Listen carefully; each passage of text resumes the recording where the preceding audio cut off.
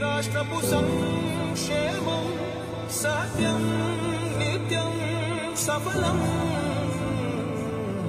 జనగణ మంగళదాయకుడా ఘనమపు చరితల నాయకుడా పలుతరములు మము పరిపాలించర స్వామికుడా నవయుగ మేధో సైనికుడా సమయము తెలియని సేవకుడా యువ నవ్యాంధ్రకు ప్రగతిని చూపర సాధకుడా వైతాళికుడా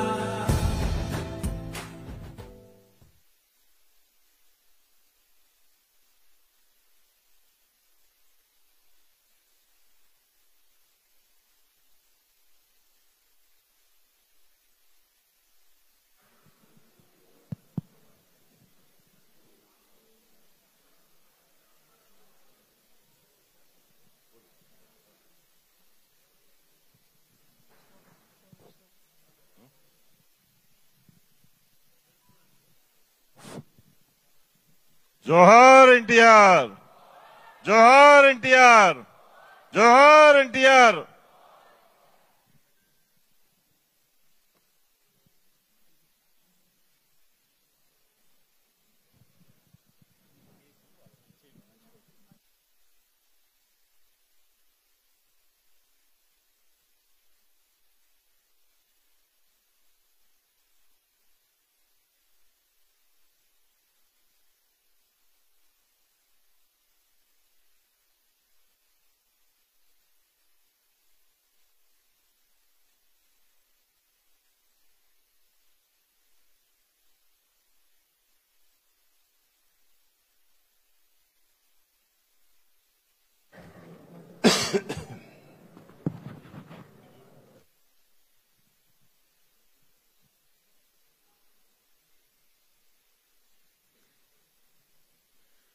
NDA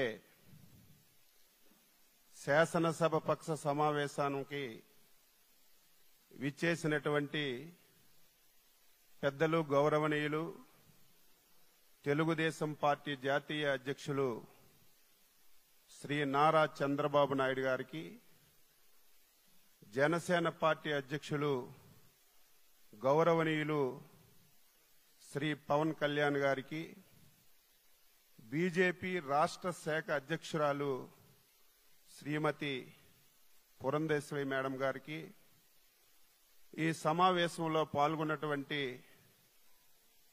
Telugu Desam party, Janasena, BJP నా తోటి శాసనసభ్యులందరికీ పేరు పేరున శిరస్సు వంచి హృదయపూర్వకమైనటువంటి నమస్కారాలు తెలియజేస్తున్నాను.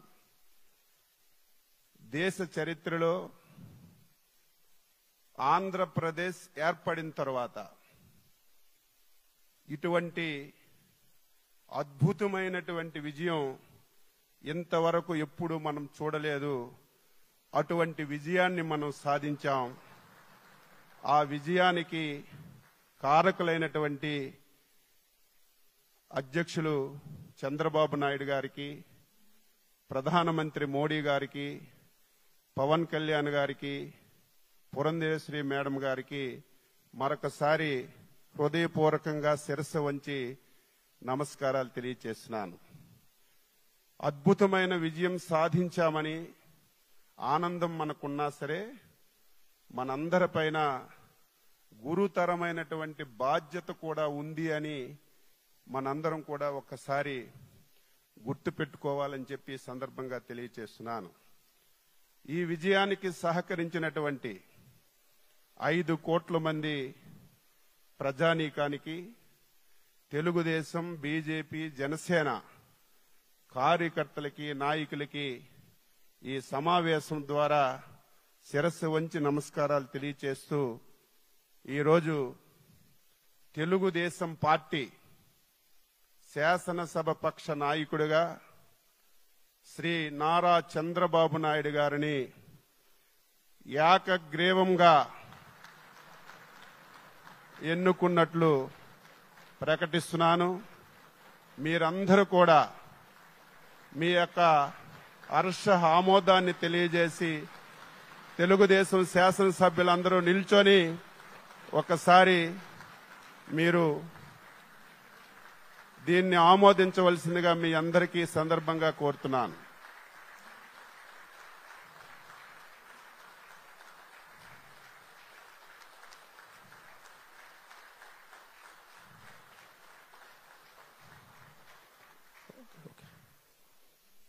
ఇప్పుడు జనసేన అధ్యక్షులు ప్రతిపాదించిన అంటే అండి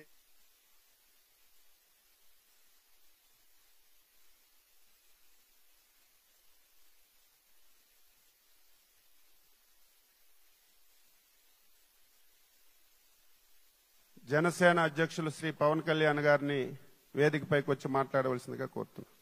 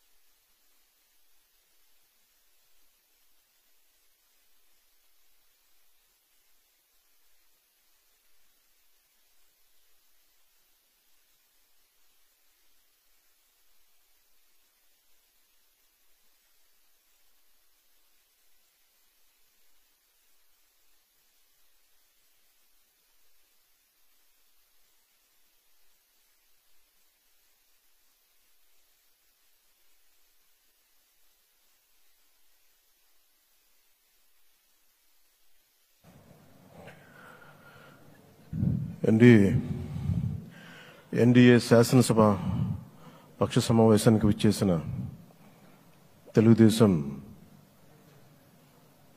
ఎమ్మెల్యేలకి, జనసేన ఎమ్మెల్యేలకి, భారతీయ జనతా పార్టీ ఎమ్మెల్యేలకి మనస్ఫూర్తిగా మీ అందరికీ నా హృదయపూర్వక నమస్కారాలు.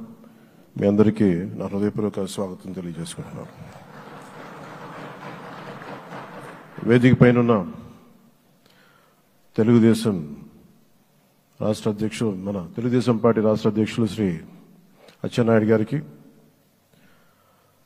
భారతీయ జనతా పార్టీ అధ్యక్షురాలు శ్రీమతి దగ్గుపాటి పురంధేశ్వరి గారికి నా హృదయపూర్వక నమస్కారాలు. తాడేపల్లిగూడెం సభలో నేను చెప్పినట్టుగా ఒక దార్శనికులు, 4 దశాబ్దాల సుదీర్ఘ అనుభవం, ఎన్నో ఒడిదుడుకులను ఎదుర్కొన్న తెలుగుదేశం జాతీయ పార్టీ అధ్యక్షులు శ్రీ నారా చంద్రబాబు నాయుడు గారికి నా హృదయపూర్వక నమస్కారం.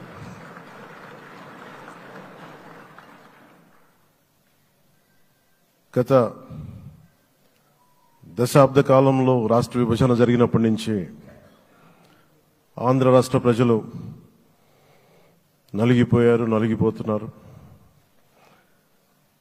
గత 5 సంవత్సరాలుగా మరి రాష్ట్రంలో ఉన్న విపత్కర పరిస్థితులు తెలుసు.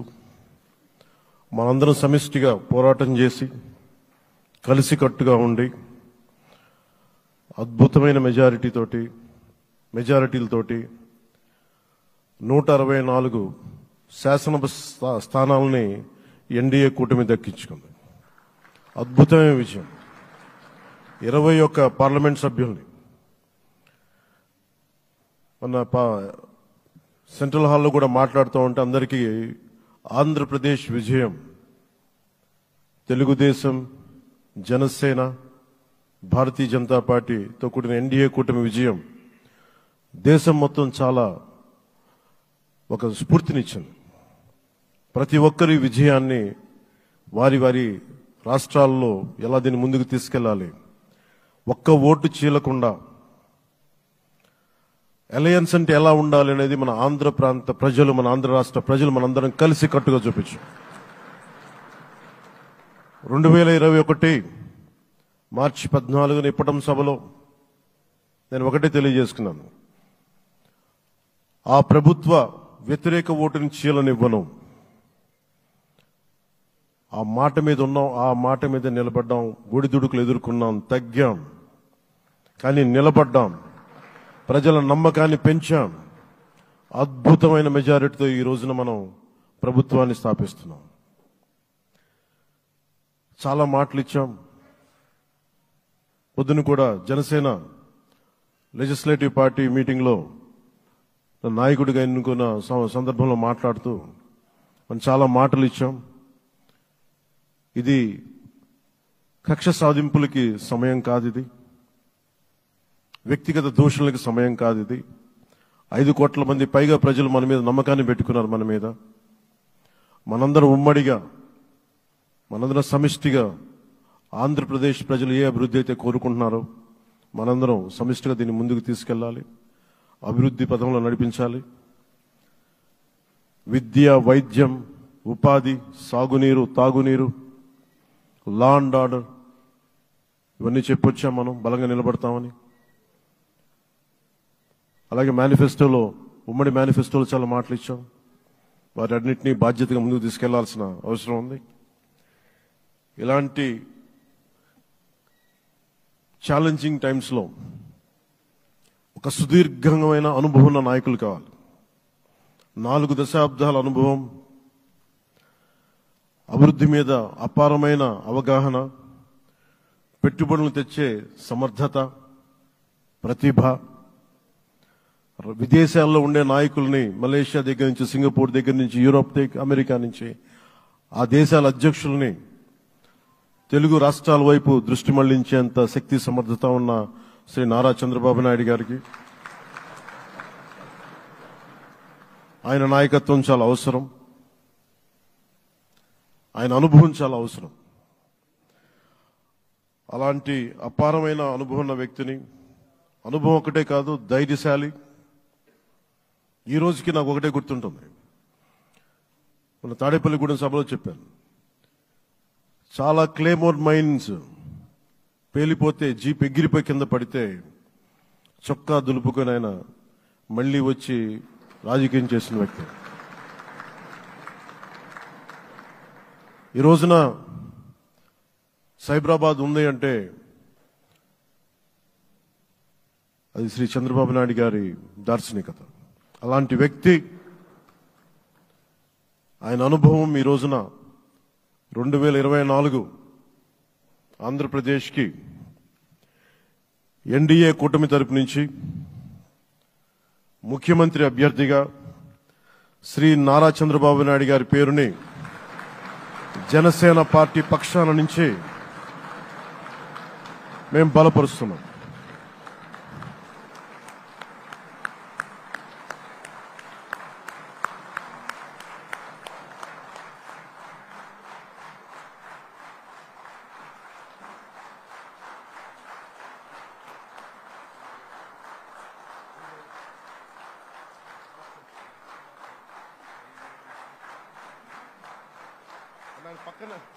ఇది నేను ఆయన పక్కన పెట్టుకుని చెప్పాలి. ఆయన నలిగిపోయారు. జైల్లో చూశాను ఆయన. పాపం భువనేశ్వర్ గారి బాధను చూశాను. నేను అనుకున్నాను, అమ్మ మీరు కన్నీళ్ళు పెట్టకండి, మంచి రోజులు వస్తాయని చెప్పిన మంచి రోజులు వచ్చినాయి. వారికి మనస్ఫూర్తిగా వారికి నా హృదయపూర్వక శుభాకాంక్షలు. మీరు అద్భుతమైన పాలన ఇవ్వాలి అందరికీ మనస్ఫూర్తిగా మీకు నేను తెలియజేసుకున్నాను సార్. సో ఇప్పుడు శ్రీ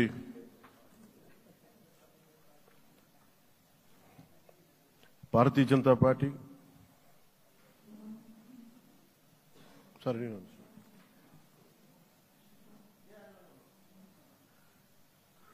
భారతీయ జనతా పార్టీ అధ్యక్షురాలు శ్రీమతి దగ్గుపాటి పురంధేశ్వరి గారిని వచ్చి వారి మద్దతు వారి సందేశం ఇవ్వమని కోరుకుంటున్నాను.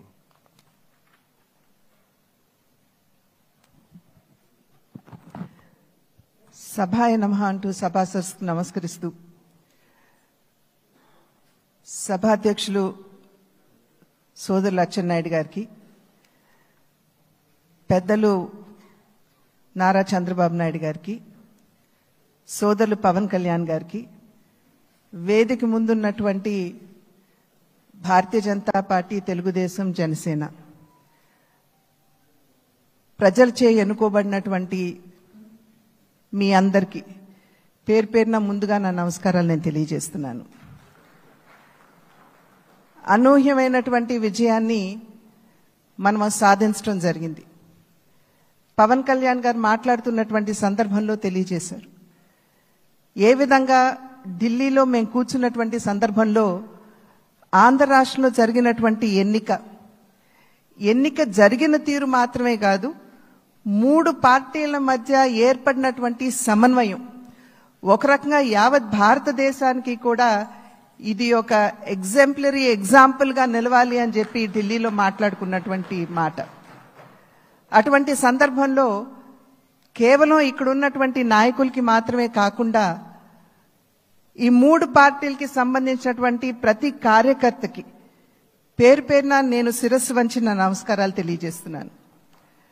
అదేవిధంగా తెలుగు ప్రజలు గడిచిన 5 సంవత్సరాల కాలంలో వారు ఎదుర్కొన్నటువంటి సమస్యలు, ఒక విధ్వంసకర పాలన, విద్వేషపూరిత పాలన, కక్షపూరితమైనటువంటి పాలన ఎదుర్కొన్నటువంటి సందర్భంలో అభివృద్ధి అన్న పదానికి అసలు అర్థం లేకుండా పోయినటువంటి నేపథ్యంలో సంక్షేమం, నిజమైనటువంటి సంక్షేమం అన్నది ప్రజలు దూరమైనటువంటి సందర్భంలో విసిగి వేసారిపోయినటువంటి ప్రజలందరూ కూడా మనం ఊహించలేదు.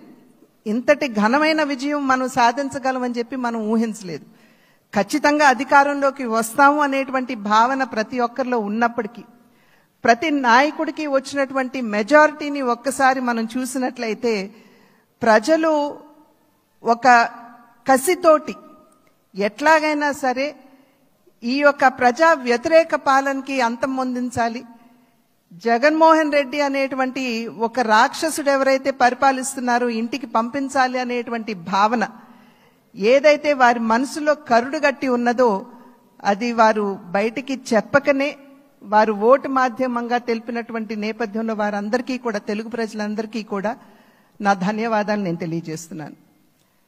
ఒక పక్క అనూహ్యమైనటువంటి విజయం అని చెప్పి మనం అందరం చాలా సంతోషపడినప్పటికీ, రెండవ పక్కన మనం ఈ విజయం నుండి నేర్చుకోవాల్సినటువంటి పాఠాలు కూడా ఉన్నాయి అని చెప్పి గ్రహించవలసినటువంటి అవసరం ఉన్నది అని చెప్పి గట్టిగా విశ్వసిస్తున్నాను నేను.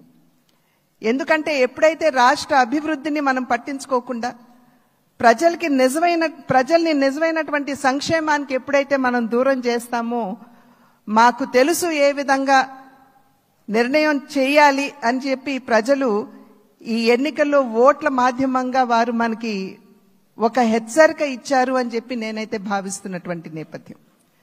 కనుక ఈ యొక్క అనూహ్యమైనటువంటి విజయాన్ని, ఈ పరిణామాన్ని మనం గెలిచాము, అధికారంలోకి వచ్చాము అనేటువంటి భావన కన్నా ప్రజాహిత పాలనని, సుపరిపాలనని ఏ విధంగా ప్రజలకు అందించాలి అనేటువంటి విషయం మీద ఖచ్చితంగా మనం అందరం కూడా దృష్టి కేంద్రీకరించవలసినటువంటి ఆవశ్యకత చాలా ఉంది. ఆ సందర్భంలో ఈ 3 పార్టీల యొక్క కలయిక, ఒక్కసారి 3 పార్టీల యొక్క ఆలోచన విధానాన్ని కనుక మనం తరిచి చూసినట్లయితే భారతీయ జనతా పార్టీ ఆది నుండి కూడా ఎప్పుడైతే భారతీయ జనతా పార్టీ ఏర్పడిందో ఆనాటి నుండి కూడా సబ్కే సాత్ సబ్కా వికాస్ అనేటువంటి ఒక సంకల్పంతో ముందుకు వెళ్తున్నటువంటి వైనం మనందరికీ తెలుసు. అదేవిధంగా నందమూరి తారక రామారావు గారు తెలుగుదేశం పార్టీని స్థాపిస్తున్నటువంటి సందర్భంలో సమాజమే దేవాలయం, పేదవాడే దేవుడు అనేటువంటి ఒక విశ్వాసంతో ప్రజల మధ్యకు వచ్చినటువంటి నేపథ్యం. అదేవిధంగా జనసేన ఆవిర్భావం చూసినా కూడా సమాజంలో ఎక్కడైనా సరే పేదవాడికి, సాధారణ పౌరుడికి గనక అన్యాయం జరిగినట్లయితే గళం విప్పి ప్రశ్నిస్తాము అంటూ ముందుకు వచ్చినటువంటి నేపథ్యం. కనుక ఈ మూడు పార్టీల యొక్క ఆవిర్భావం, వారి యొక్క ఆలోచన విధానం చూసినట్లయితే ఒకే దిశలో ఒకే రకంగా ఉన్నటువంటి విషయాన్ని మనం గమనించాలి. అంటే సమాజంలో ఉన్నటువంటి సాధారణ పౌరుడికి న్యాయం చేయాలి, పేదవాడికి నిజమైనటువంటి సంక్షేమాన్ని అందించాలి అనేటువంటి లక్ష్యం ఈ మూడు పార్టీలకు ఉన్నటువంటి సందర్భంలో ఈ మూడు పార్టీల యొక్క కలయిక నిజంగా ఒకంత ఆలస్యమైనా కూడా ఇది రాష్ట్రానికి చాలా అవసరమైనటువంటి కలయిక అని చెప్పి నేను భావిస్తున్నాను. మరి నేను అనేక సందర్భాల్లో చెప్తూ ఉంటాను, ఈ మూడు పార్టీల యొక్క కలయిక చూసినప్పుడు ఒక త్రివేణి సంగమాన్ని మనం చూస్తున్నట్టుగా మనం భావించవలసినటువంటి నేపథ్యం. ఒక పక్క చంద్రబాబు నాయుడు గారి స్ఫూర్తి, చంద్రబాబు నాయుడు గారి యుక్తి, రెండవ పక్క నరేంద్ర మోడీ గారి స్ఫూర్తి, అదేవిధంగా పవన్ కళ్యాణ్ గారి శక్తి. ఈ మూడింటి కలయికే ఇవాళ రాష్ట్ర ప్రజల ముందు ఈ యొక్క అలయన్స్ గా, కూటమిగా ముందుకొచ్చినటువంటి విషయాన్ని మనం అందరం కూడా గమనించవలసినటువంటి అవసరం చాలా ఉంది.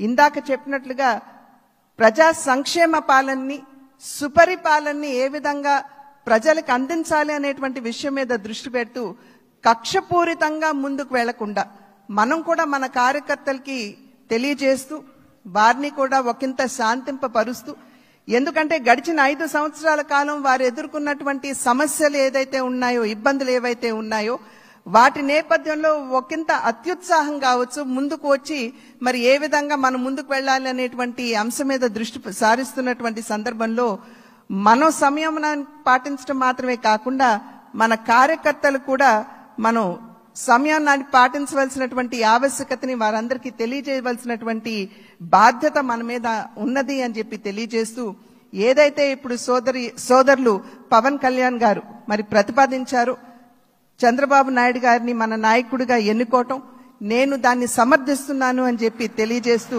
మీ అందరికీ ధన్యవాదాలు తెలియజేస్తూ చంద్రబాబు నాయుడు గారికి మరి ఒక్కసారి నేను శుభాకాంక్షలు తెలియజేస్తున్నాను. నమస్కారం. జై.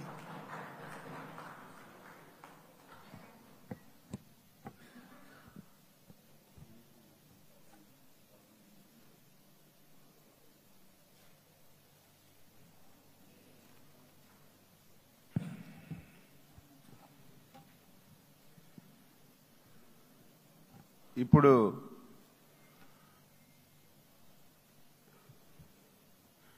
ఎన్డీఏ ముఖ్యమంత్రి అభ్యర్థిగా మనందరం ఏకగ్రీవంగా ఎన్నిక చేయబడినటువంటి పెద్దలు, గౌరవనీయులు శ్రీ నారా చంద్రబాబు నాయుడు గారు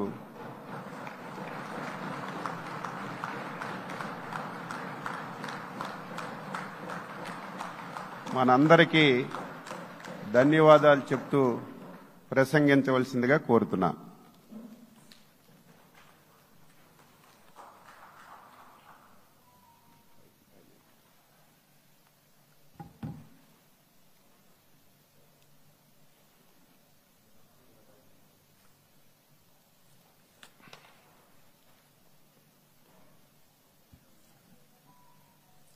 అందరికీ నమస్కారాలు. గౌరవనీయులు జనసేన అధ్యక్షులు మిత్రులు పవన్ కళ్యాణ్ గారు,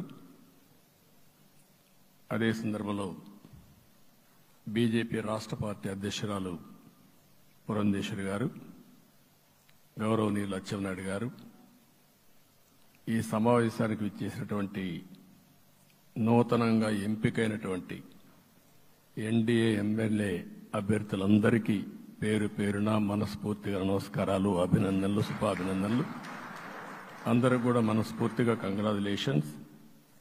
అదే సమయంలో మీరందరూ కలిసి నన్ను శాసనసభ నాయకుడిగా, ఎన్డీఏ శాసనసభ నాయకుడిగా ఎన్నుకున్నందుకు మనస్ఫూర్తిగా అందరికీ నమస్కారాలు తెలియజేస్తున్నా, అభినందనలు తెలియజేస్తున్నా, ధన్యవాదాలు.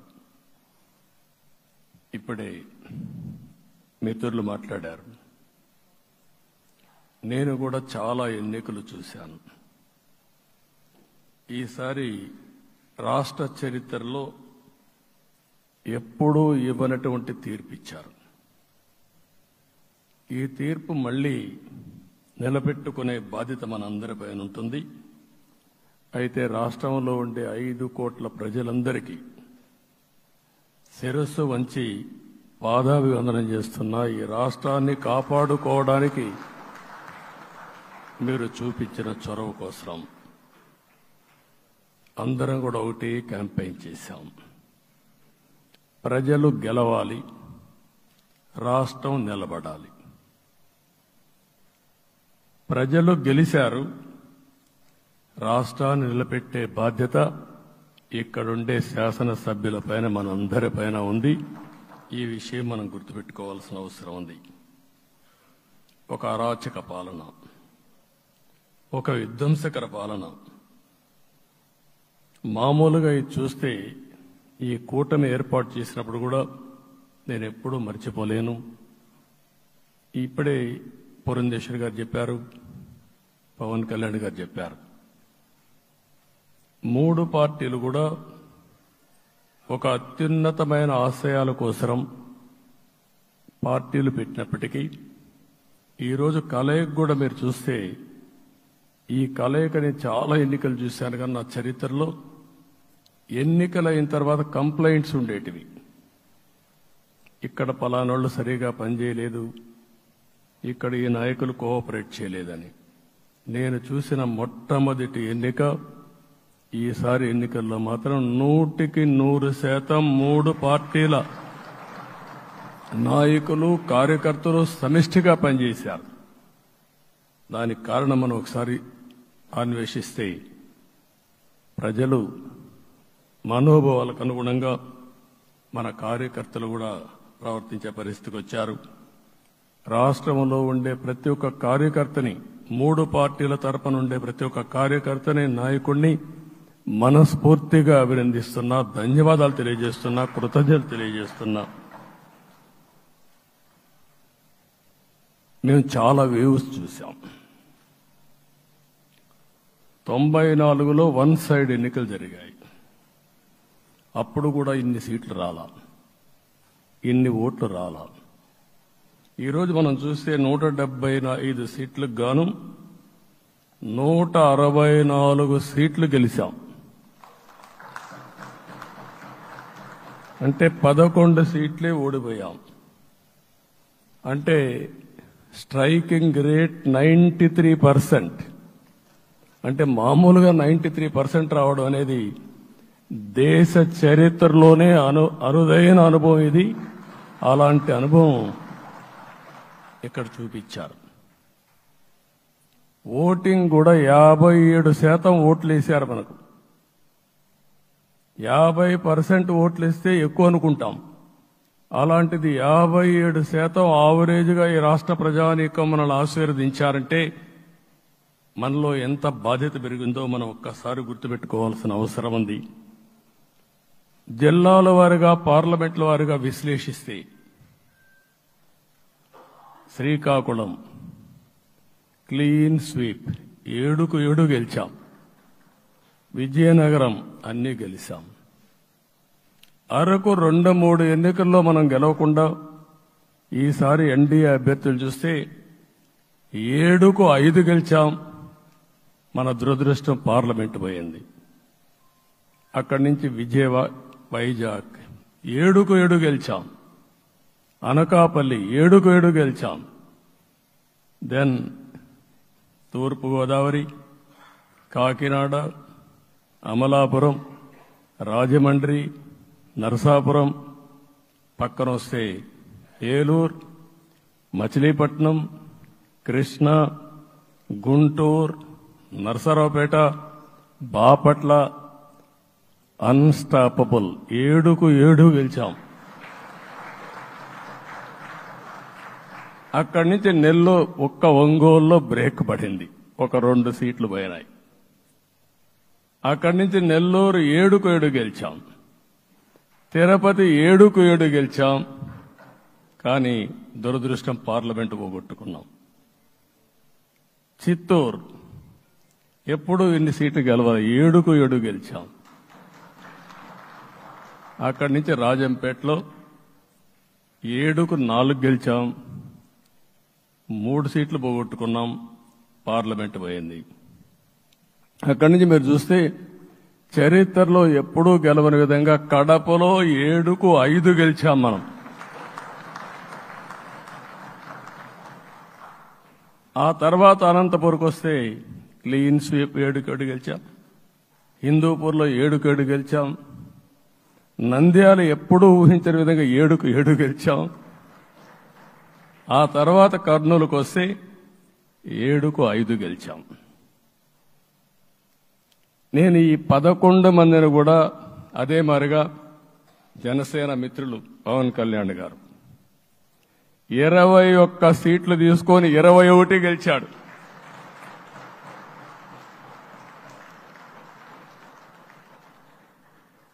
బీజేపీ 10 సీట్లు తీసుకుంటే 10 గెలిచారు, 8 గెలిచారు. అంటే 10కి 8 గెలవడం అనేది ఒక చరిత్ర. ఆ 2 సీట్లు కూడా కొన్ని ప్రత్యేకమైన కారణాల వల్ల ఓడిపోయాం తప్ప ఇంకోటి కాదు. అంటే ఇక్కడ ఒక లెసన్ మనందరికీ అర్థమైంది ఏంటంటే, అభ్యర్థులు గట్టిగా నిలబడుకున్న ప్రతి ఒక్క చోట ప్రజలు మనల్ని ఆశీర్వదించారు, గెలిపించారు. ఇదే ఈ యొక్క ఎన్నికల్లో మనందరం గుర్తుపెట్టుకోవాల్సిన ఒక ప్రత్యేకమైన విషయం. నేను చాలాసార్లు ఎన్నికలైన తర్వాత సమీక్షలు చేసుకున్నాం, కానీ ఇలాంటి విజయం, ఎలాంటి సాటిస్ఫాక్షన్ ఎప్పుడూ లేదు. దీనికి కారణం ప్రజలు మన మీద నమ్మకం పెట్టుకున్నారు. పార్లమెంట్ ఎన్నికల్లో కాదు, అసెంబ్లీ ఎన్నికల్లో చూస్తే 95,000 ఓట్ల మెజారిటీతో గెలిపించారు. గాజువాక 95,000 ఓట్ల మెజారిటీతో గెలిపించారు. ఈ విషయాలు నేను పవన్ కళ్యాణ్ గారు ఢిల్లీకి వెళ్ళినప్పుడు, పురంధేశ్వరి గారు వచ్చినప్పుడు,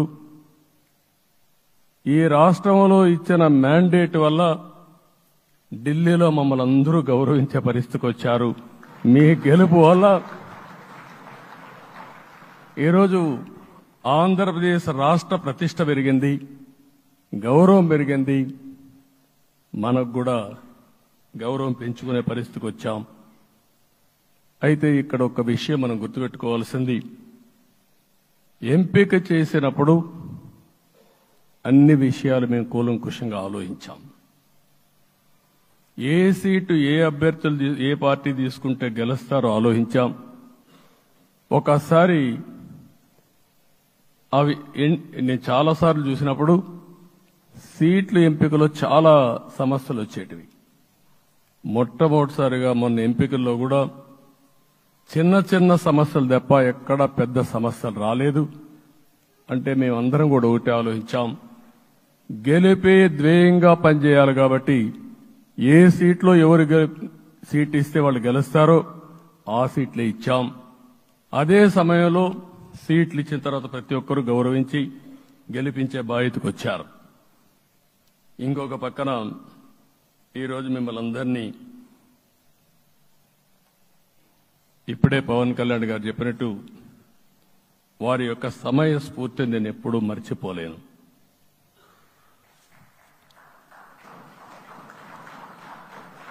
మొట్టమొదటిసారిగా నేను జైల్లో ఉన్నప్పుడు వచ్చాడు. వచ్చినప్పుడు నన్ను పరామర్శించాడు. బయట వచ్చి ఈ రాష్ట్రం అంత మునుపు చెప్పినా అంత మునుపు అనేక సందర్భాల్లో ప్రభుత్వ వ్యతిరేక ఓటు చీలకూడదని చెప్పారు. కానీ నన్ను చూసి బయటికి వెళ్ళిన తర్వాత ఈరోజు తెలుగుదేశం జనసేన పొత్తు పెట్టుకుంటున్నామని చెప్పిన మొదటి వ్యక్తి పవన్ కళ్యాణ్ గారు. అప్పటికే బీజేపీతో పొత్తుంది. అయితే ఒక మాట చెప్పాడు, బీజేపీతో పొత్తుంది, బీజేపీ, తెలుగుదేశం, జనసేన 3 పార్టీలు కలిసి పోటీ చేస్తామని కూడా చెప్పి మళ్లీ ఆ ప్రయత్నం చేసి కడాన రాష్ట్ర ప్రయోజనాల దృష్ట్యా బీజేపీ, తెలుగుదేశం, జనసేన పొత్తు పెట్టుకున్నాం. మనస్ఫూర్తిగా ఆయన అభినందిస్తున్నా. ఆ రోజటి నుంచి ఎలాంటి పొరపక్షాలు లేకుండా కలిసి పనిచేశారు. మాకు కొన్ని అనుమానాలు ఉండేటివి. ఓటు ట్రాన్స్ఫర్ అవుతుందా లేదా, ఓటు ట్రాన్స్ఫర్ కాకపోతే ఎక్కడన్నా సీట్లు నష్టపోతామని. అందుకే మీరు ఒకసారి చూస్తే ఎన్నికలు మొత్తం సెట్ అయింది, నామినేషన్స్ వేసాం, ముందుకెళ్ళాం. అదే సమయంలో మొట్టమొదటిసారిగా కొవ్వూరులో 3 పార్టీల నాయకులు కలిసి, నేను, పవన్ కళ్యాణ్ గారు, పురంధేశ్వరి గారు, ముగ్గురం కలిసి ఫస్ట్ మీటింగ్ అడ్రస్ చేశాం. అక్కడి నుంచి 6 జిల్లాల్లో మేమిద్దరం కలిసి తిరిగాం. బీజేపీ నాయకులు కలిసి వచ్చారు. ఆ తర్వాత మొట్టమొదటిసారిగా అమిత్ షా గారు ఏదైతే అనంతపూర్లో ధర్మవరం కాన్స్టిట్యున్సీకి వచ్చారు. నేను మొన్న నేషనల్ మీటింగ్లో కూడా చెప్పాను. ఆయన వచ్చినప్పుడు చాలా స్పష్టంగా ఎందుకు మేము పొత్తు పెట్టుకున్నామనే విషయాలు చెప్తూ ఈ ప్రభుత్వ అవినీతిని ఎండగట్టారు, సూటిగా మాట్లాడారు. ఆ ఒక్క మీటింగ్తో రాష్ట్రం మొత్తం ఒక నమ్మకం వచ్చింది. బీజేపీ కూడా పూర్తిగా ఈ కూటమిని సపోర్ట్ చేస్తున్నారనే కాకుండా ఈ రాష్ట్రానికి ఏ అవసరం ఉందో చెప్పగలిగారు. అది అయిన తర్వాత ప్రధానమంత్రి గారు వచ్చారు. మొట్టమొదటి మీటింగ్ మీరు చూస్తే ఇక్కడనే రాజమండ్రిలో పెట్టారు. రాజమండ్రిలో స్పష్టత ఇచ్చారు, దేని అనకాపల్లిలో స్పష్టత ఇచ్చారు. తర్వాత రాజంపేటలో మాట్లాడుతూ చాలా క్లియర్గా చెప్పారు. ఇదే విజయవాడకు వచ్చినప్పుడు రోడ్ షో పెడితే నా జీవితంలో ఎప్పుడూ చూడలేదు, ప్రధానమంత్రి గారు కూడా అదే చెప్పారు, బ్రహ్మాండమైన రోడ్ షో విజయవాడలో జరిగిందని ప్రధానమంత్రి గారు కూడా అభినందించే పరిస్థితికి వచ్చారు. ఇవన్నీ కలయికే మన విజయం. ఈ విషయం మనం గుర్తుపెట్టుకోవాల్సిన అవసరం ఉంది. మీరు కష్టపడ్డారు. నేను చాలా ఎన్నికల్లో చూశాను. అందరూ అభ్యర్థులు కూడా ఈ ఎన్నికల్లో కష్టపడిన విధానం కానీ ఇంత కష్టం నేను ఎప్పుడూ చూడలేదు.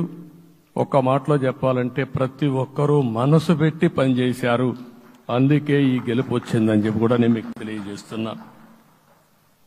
మీ అందరి సహకారంతో రేపు ప్రమాణ స్వీకారం చేస్తున్నాను.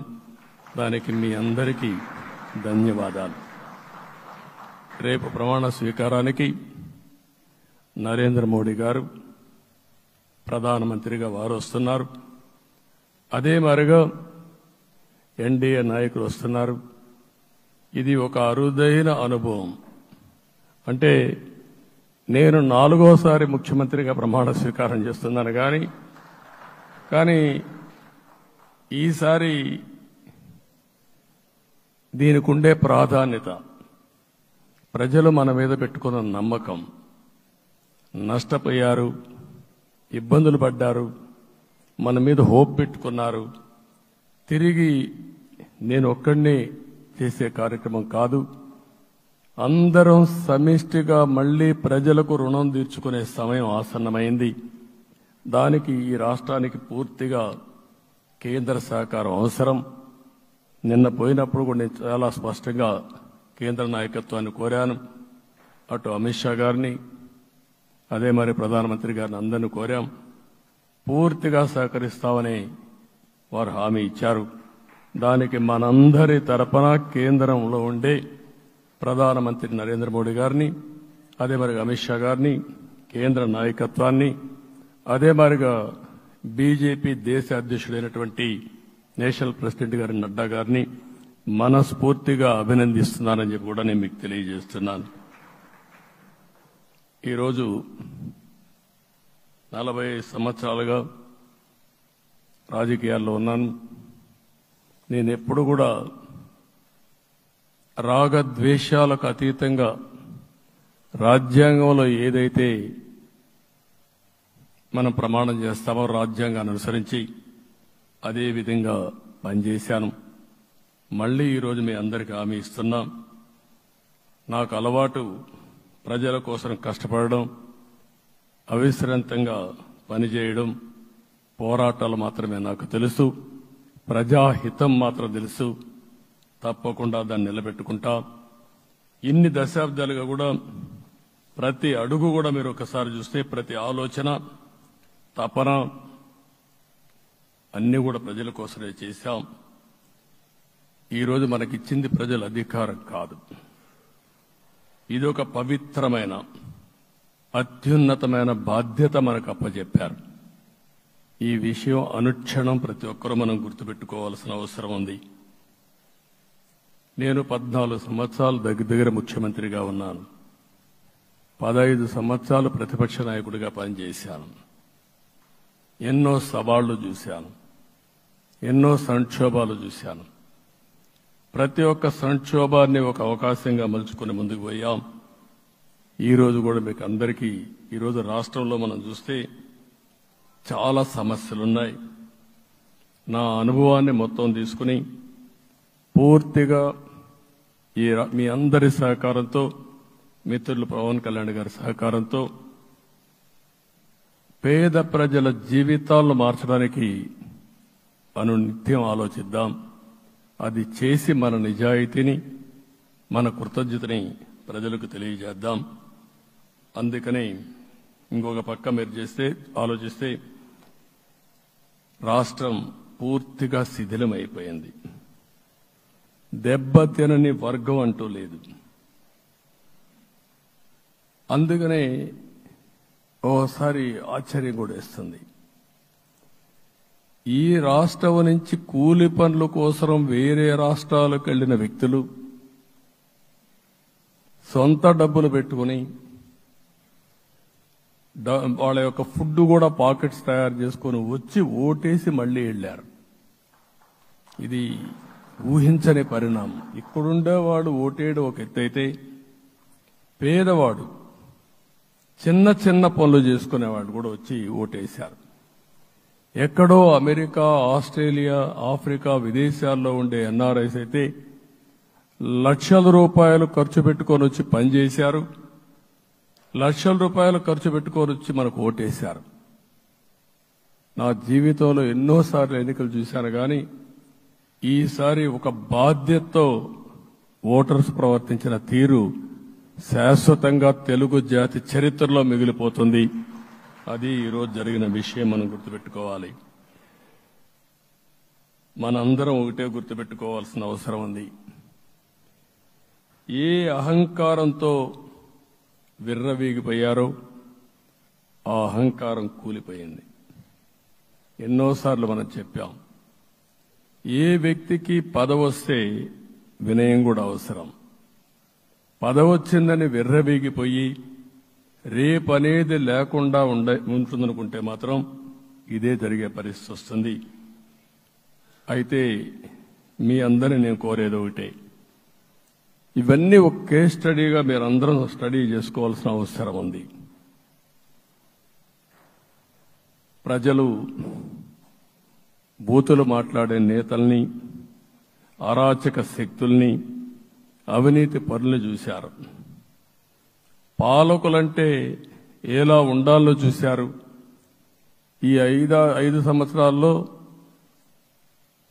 పాలకుడు ఎలాంటి వాడు వచ్చి అర్హత లేని వ్యక్తి ఏ విధంగా ఉన్నాడో చూశారంటే ఈరోజు ఇచ్చిన తీర్పు, ఈ 5 ఏళ్లు పరిపాలించినటువంటి వ్యక్తి యొక్క ప్రవర్తన చూసిన తర్వాత ఇలాంటి వ్యక్తి పాలనకు పనికిరాడనే ఉద్దేశంతో ఓట్లు చేసే పరిస్థితికి వచ్చారు. ఇది నా ఉద్దేశ ప్రకారం ఒక కేస్ స్టడీ అవుతుంది మనందరం కానీ జాగ్రత్తగా ఆలోచిస్తే. కానీ మనం కూడా అదే విధంగా కక్ష తీర్చుకోవాలి అని కానీ మనం ముందుకు పోతే మనకు కూడా సమస్య వస్తుంది. అదే సమయంలో ఒకటే చెప్తున్నా, తప్పు చేసిన వాడిని క్షమించి పూర్తిగా వదిలిపెడితే కూడా మళ్ళా అలవాటుగా మారుతుంది.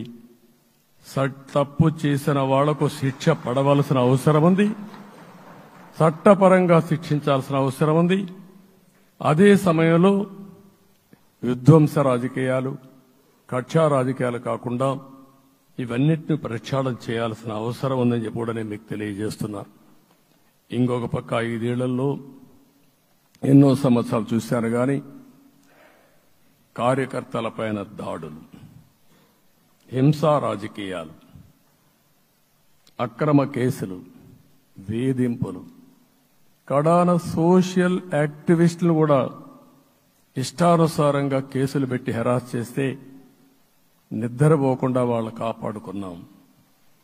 ఇంకొక పక్కన అన్ని పార్టీలకు 3 పార్టీలకు అనుభవం ఉంది. ఈరోజు మీరు చూస్తే ప్రాణాలు తీస్తూ అరాచకంగా ప్రవర్తిస్తూ తెలుగుదేశం పార్టీలో ఒక ఉదాహరణ చూసినప్పుడు అన్ని పార్టీలకు వర్తిస్తుంది.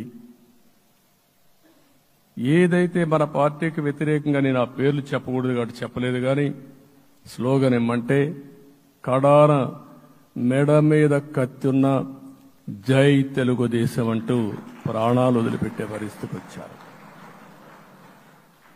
ఇది ఊహించని పరిణామాలు ఇవన్నీ.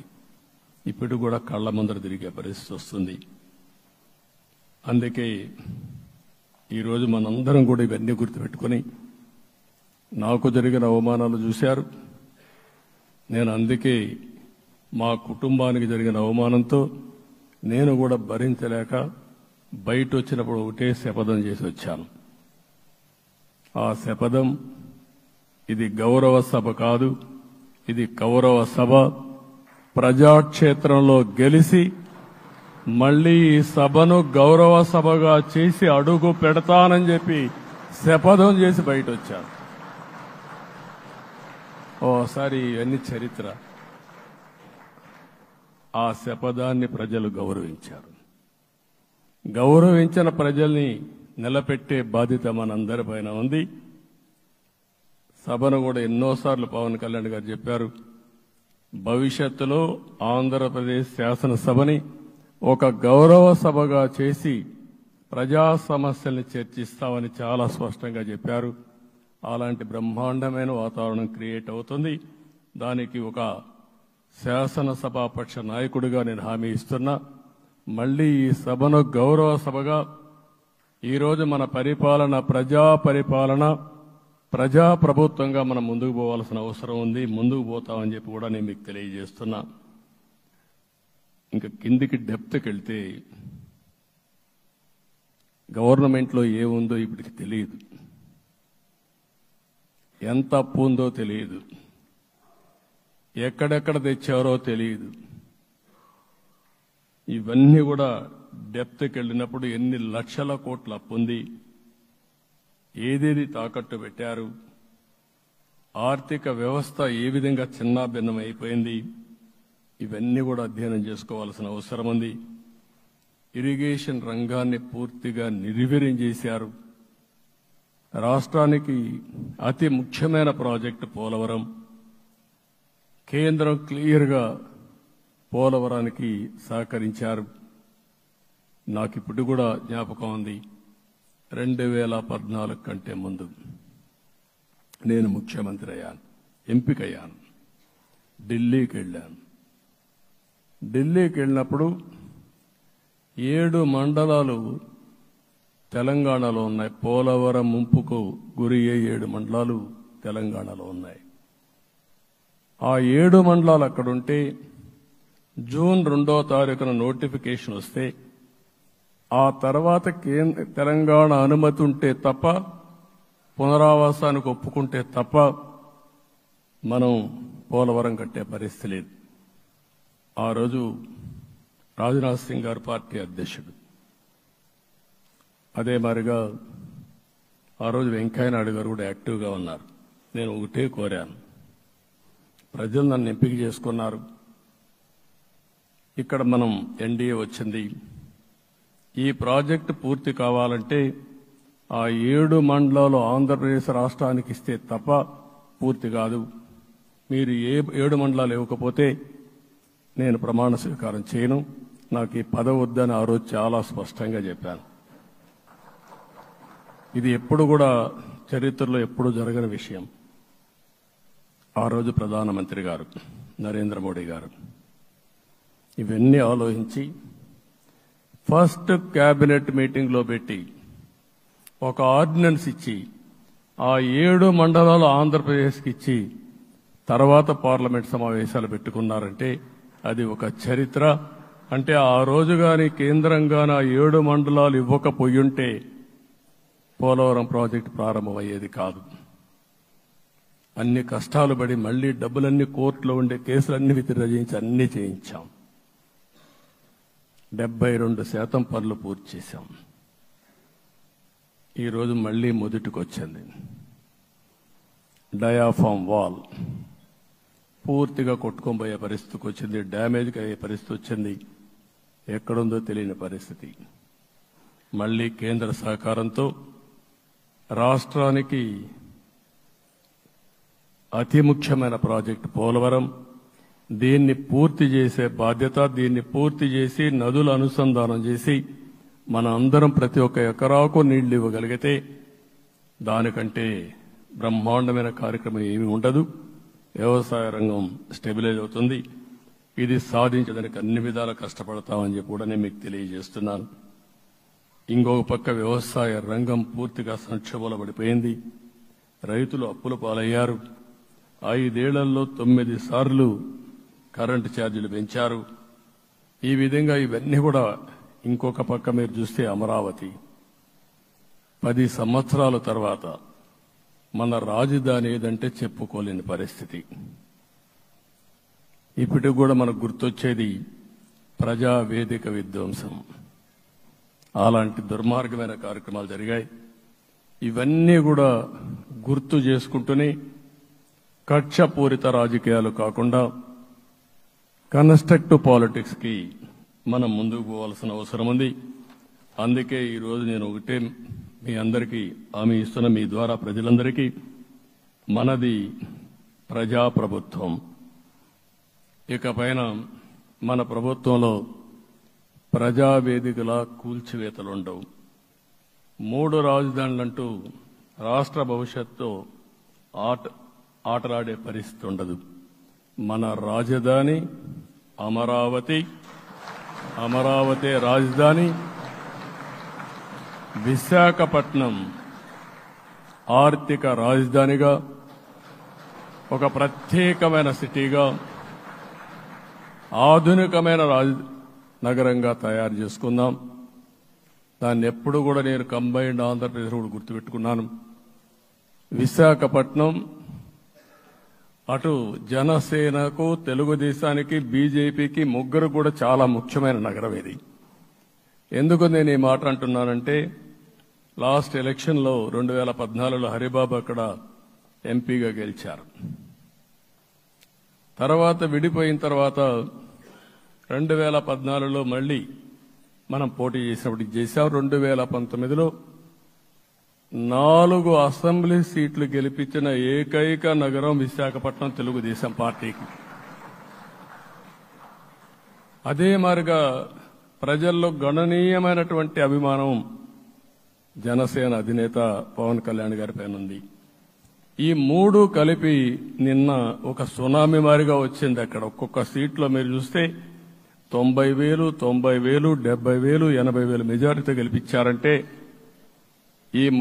ఆనాటి ముఖ్యమంత్రి విశాఖపట్నాన్ని రాజధానిగా చేస్తాను, ఎన్నికలవుతానే అక్కడే ప్రమాణ స్వీకారం చేస్తానంటే నువ్వు రావద్దు అని ప్రజా తీర్పిచ్చిన రాజధాని నగరం విశాఖ నగరం.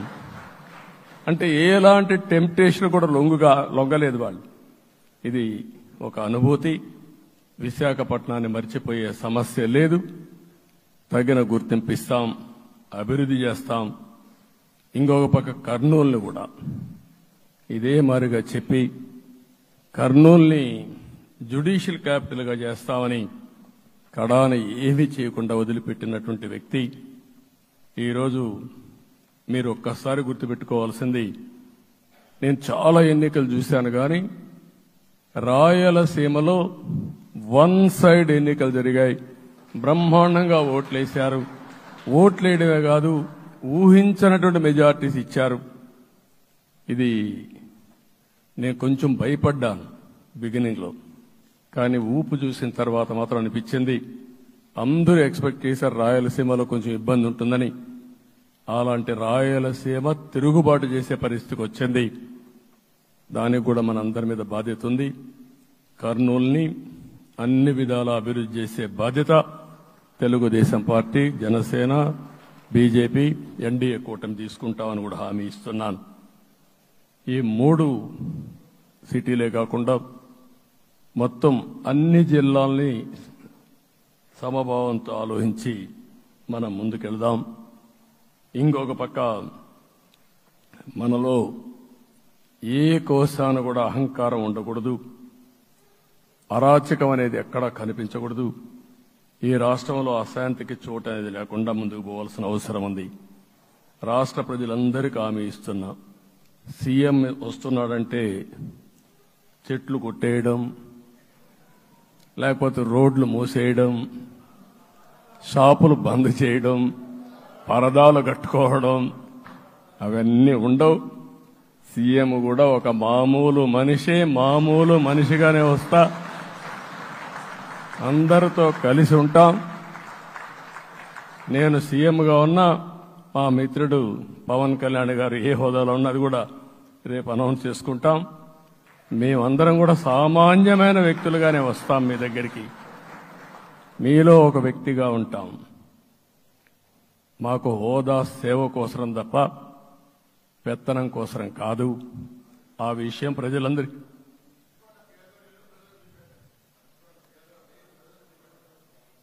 అవన్నీ చేస్తాం.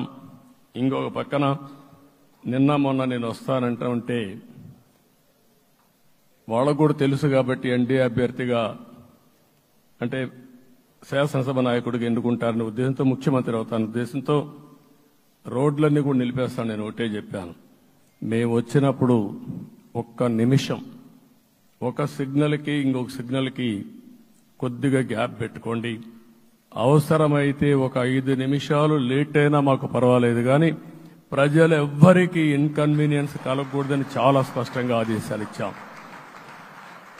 కాబట్టి అవన్నీ మనం చేద్దాం. ఇంకొక పక్కన దాడులు చేసి బాధితులపైనే కేసులు పెట్టే పరిస్థితి ఉండదు ఈ రోజు నుంచి. అది కూడా మనం చూశాం. ఏ ఒక్కరి ఆత్మగౌరవానికి భంగం కలగదు. ఒక పాజిటివ్ గవర్నెన్స్ అన్ని చోట్ల కనపడుస్తుంది. ప్రజాహితం కోసమే పనిచేస్తాం. ప్రతి నిర్ణయం, ప్రతి అడుగు ప్రజల కోసమే ఉంటుంది. స్టేట్ ఫస్ట్ అనే నినాదంతో ముందుకు పోతాం. ఈరోజు మేము ముగ్గురం కూడా ఢిల్లీలో వెళ్ళినప్పుడు కూడా మా ఆలోచన ఈ రాష్ట్రం ముందుండాలనే ఉద్దేశంతోనే ముందుకు పోయాం. అదే సమయంలో ఈరోజు మన రాష్ట్రానికి కూడా సముచితమైన గౌరవం. 3 మంత్రులు కేంద్రంలో మన వాళ్ళు ఉండే పరిస్థితికి వచ్చారు. ఒక పక్కన రామ్మోహన్ నాయుడు శ్రీకాకుళం ఎంపీ, ఆయన కేంద్రంలో మంత్రి పదవి, కేబినెట్ పదవి వచ్చింది. ఇంకొక పక్కన పెంబసాని చంద్రశేఖర్కి స్టేట్ మినిస్టర్గా ఎంఓఎస్ కింద ఇచ్చారు.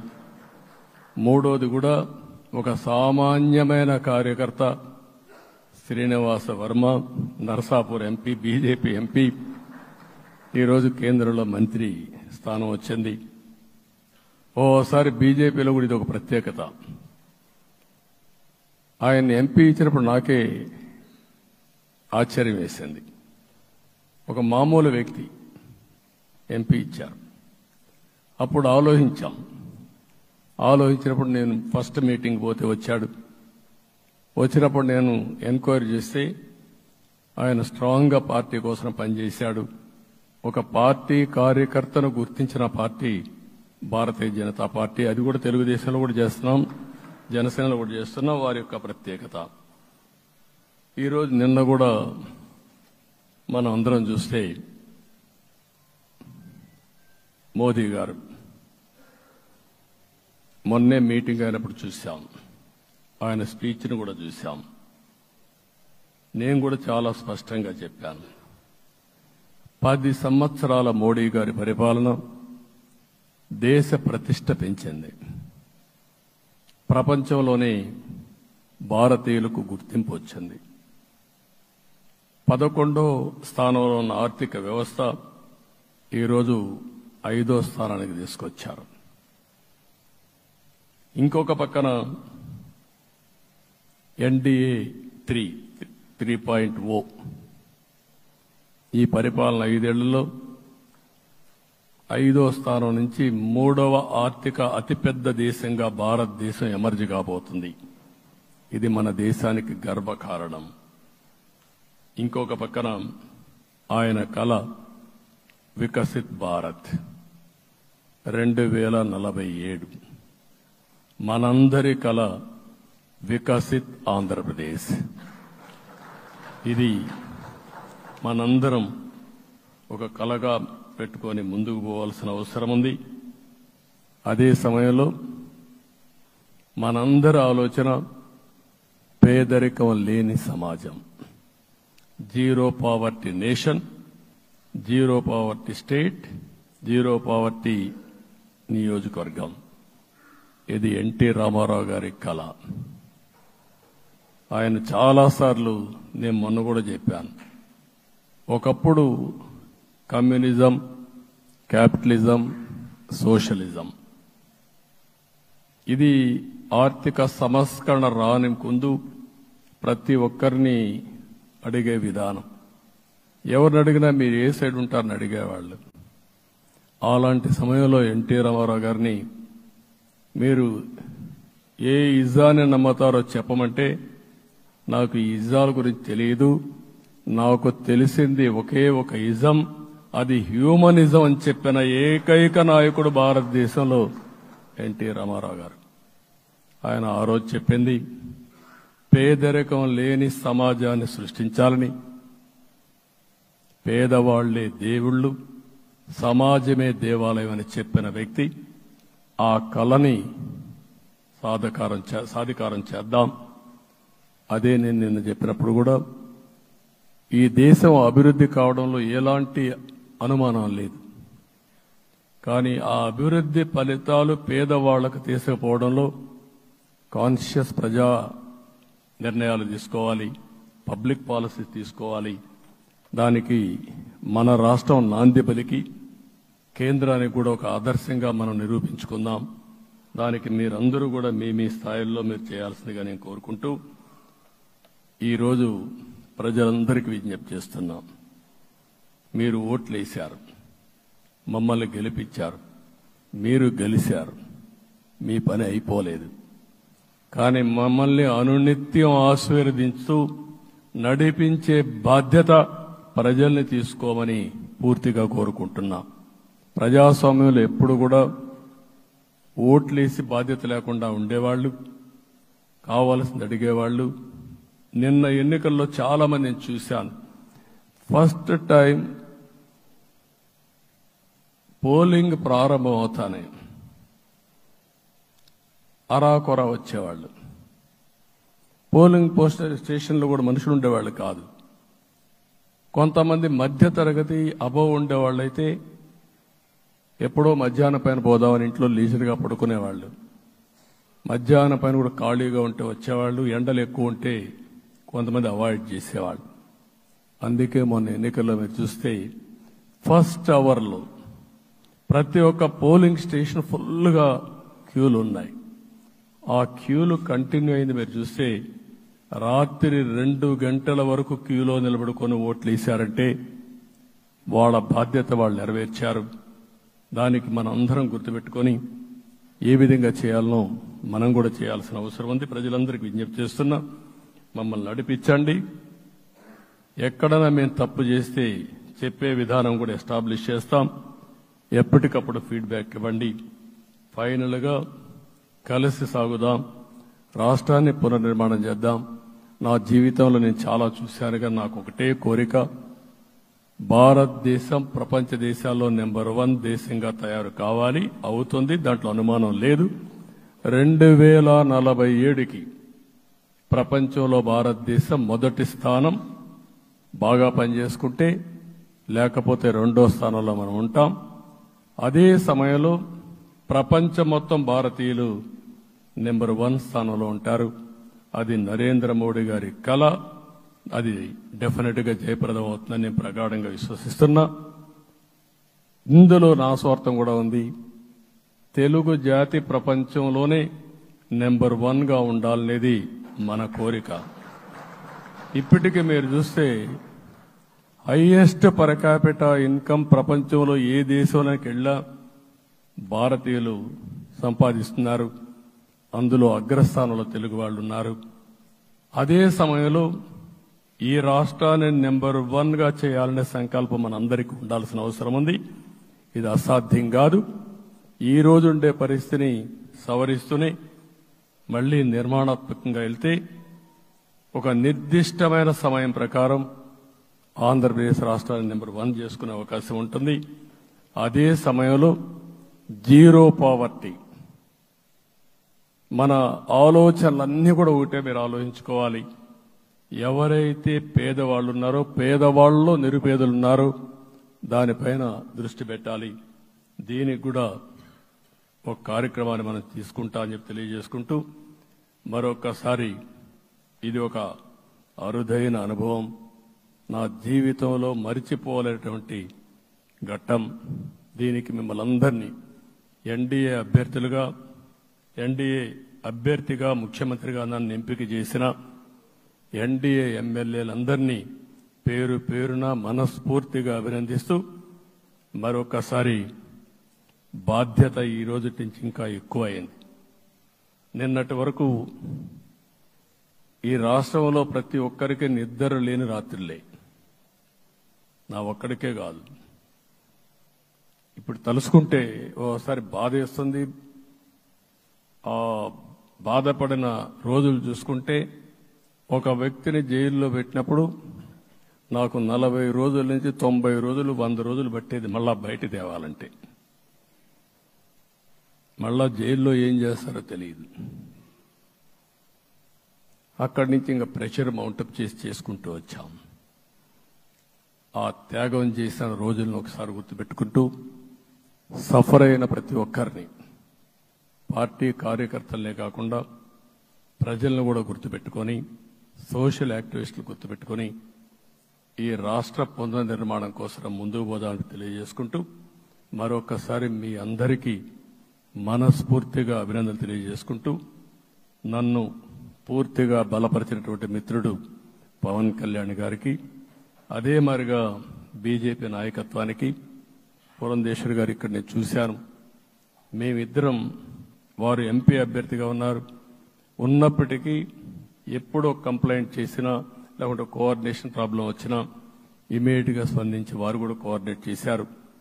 అందరూ కూడా ఎక్కడ పొరపచ్చాలు లేకుండా మనస్ఫూర్తిగా చేశాం కాబట్టి ఈ గెలుపు సాధ్యమైంది. ఈ గెలుపుకు సహకరించిన ప్రతి ఒక్క నాయకుడికి, ప్రతి ఒక్క పార్టీకి, ప్రతి ఒక్క కార్యకర్తకి, ప్రజలందరికీ కూడా పేరు పేరున మనస్ఫూర్తిగా నమస్కారాలు తెలియజేసుకుంటూ మీ అందరి దగ్గర సెలవు తీసుకుంటున్నాను. జై హింద్, జై హింద్.